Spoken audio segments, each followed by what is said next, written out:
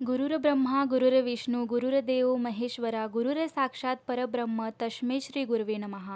गुरुपौर्णिमाच्या तुम्हा सर्वांना खूप खूप शुभेच्छा. तर आज आपण गुरुपौर्णिमा स्पेशल स्वीटमध्ये बालुशाही करत आहोत. त्यासाठी बाउलमध्ये मैदा, दही, मीठ, सोडा, तूप हे सर्व टाकून थोडं थोडं पाणी टाकत क्लॉकवाईज फिरवत जायचं आहे. एकसंध करत जायचं आहे. मैद्याचा गोळा तयार करायचा. अशा प्रकारे साईडला ठेवून आपण आता पाक तयार करून घेऊया. कढईमध्ये साखर, पाणी टाकून उकळून घ्यायचं आहे. नंतर त्यामध्ये टाकून घेऊया विलायची पूड, केसर, कलर. हवं तर तुम्ही स्किप सुद्धा करू शकता.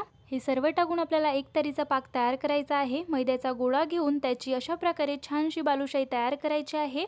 कमी गरम तेलामध्ये सोडून थोडाफार ब्राऊन कलर येतपर्यंत तळायचं.